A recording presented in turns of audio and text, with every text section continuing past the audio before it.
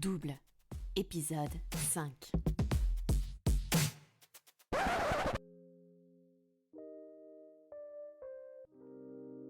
Afin de me protéger de Monsieur Rigel, j'ai demandé à la directrice de la voir pour discuter de ces différentes sollicitations.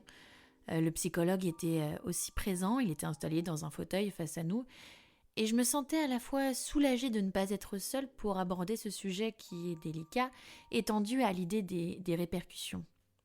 Donc je dis à la directrice, Monsieur Rigel me demande sans cesse des rendez-vous individuels pour parler des élèves.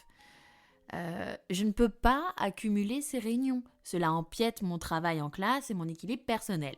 Il faudrait qu'ils prennent simplement rendez-vous et que ces échanges tout simplement se fassent dans un cadre structuré, en réunion d'équipe pédagogique, voilà, que ce soit organisé, pas comme ça devant une porte ou par un téléphone, c'est pas spécialement normal.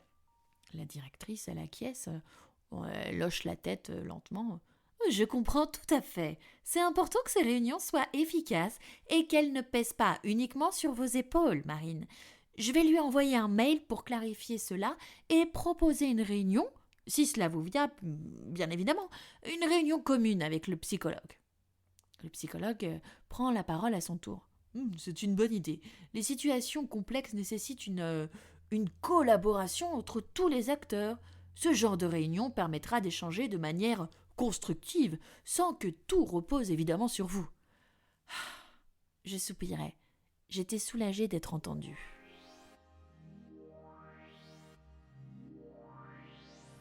Mail envoyé par la directrice à l'intention de Monsieur Rigel. Bonjour Monsieur Rigel.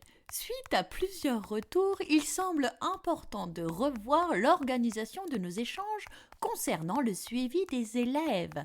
Afin de faciliter la communication et d'alléger les contraintes de chacun, je propose que ces discussions se fassent désormais dans le cadre de réunions d'équipe pédagogique. Point à la ligne, alinéa. Cela permettra de structurer nos échanges tout en respectant le temps de travail de chacun. Point. Je vous invite à une réunion ce jeudi, 14h, en salle 3, avec le psychologue scolaire, l'enseignante concernée et moi-même. Merci de confirmer votre présence. Cordialement, la directrice, Madame Sylvia. Jeudi, je me suis installée dans la salle de réunion espérant que tout se passe comme prévu. Un message de la directrice. Je suis désolée, une urgence à l'inspection me retient. Je ne pourrai pas être présente. Et 1 minute après, un message du psychologue scolaire. Je suis contraint d'annuler ma participation à la réunion. Je suis souffrant. Gastro. Mes excuses pour ce contretemps. J'étais seule. Hors de question que je reste. Je rassemble mes affaires pour quitter la salle. Mais avant que je ne puisse franchir la porte, Monsieur Rigel entra. Ah, parfait. Une réunion en tête-à-tête.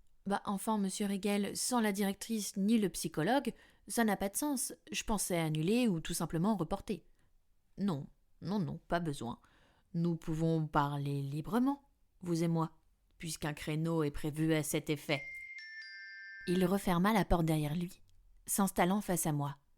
Il croisa les bras, son regard perçant ne quittant pas le mien. Dites-moi, pourquoi passer par votre hiérarchie ? Vous savez que ce genre de manœuvre ne mène à rien. Mais ce n'est pas une manœuvre. Je cherche simplement à poser des limites.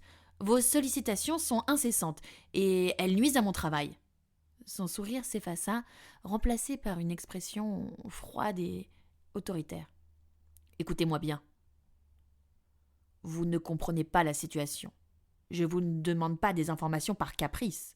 C'est une question d'intérêt supérieur. Si vous continuez à refuser de coopérer, je pourrais très bien faire un rapport détaillé sur votre manque de collaboration. La colère commence à monter en moi. Un rapport ? Un rapport pourquoi ? Parce que je veux des réunions structurées et non des interrogatoires improvisés ? Vous dépassez les limites, Monsieur Rigel. Il se penche en avant, sa voix devenant presque un murmure, mais chaque mot portait une menace implicite. Et si je décidais de mentionner dans ce rapport que vous ne semblez pas agir dans l'intérêt de Lucas, que vous entravez le suivi de son dossier, imaginez l'impact sur votre carrière. Je restai figée, mais il continua.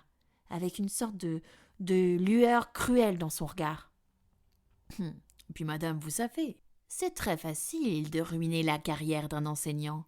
Les rumeurs circulent vite, et avec l'aide des médias, elles prennent une toute autre ampleur.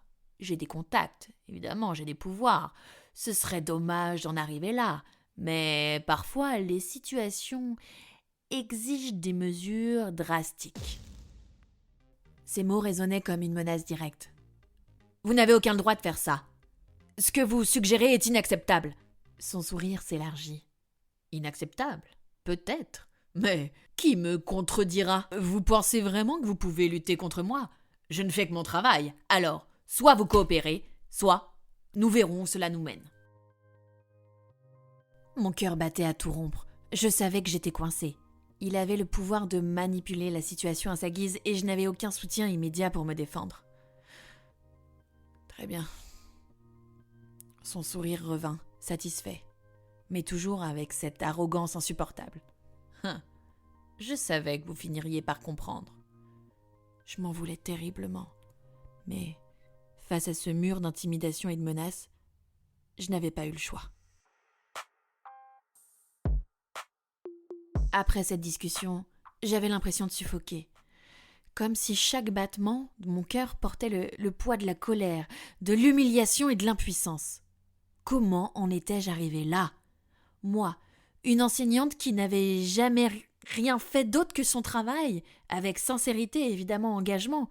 Comment pouvais-je être réduite à cette position, forcée de plier face à un homme qui semblait carrément déterminé à me broyer, à me ruiner?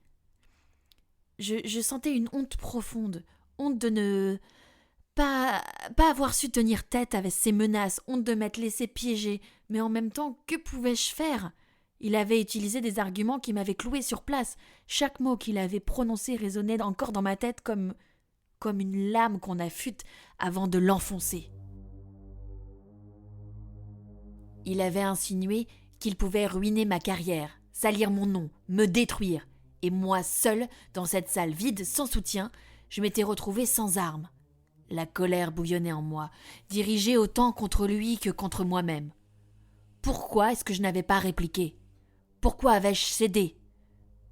Peut-être parce qu'au fond, je savais qu'il disait vrai, que ce genre de personne pouvait manipuler le système, retourner les situations et faire de ma vie un enfer. Je me sentais trahie, vulnérable, comme si le sol se dérobait sous mes pas.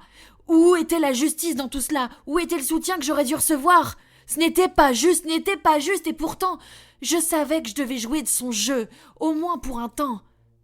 Mais une petite voix au fond de moi refusait d'accepter la réalité.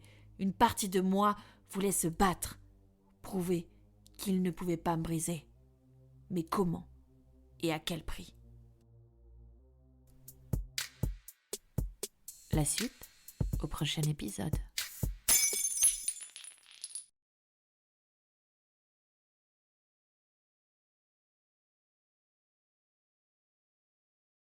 Nisam mogao pronaći datoteku. Treba mi kod za pristup.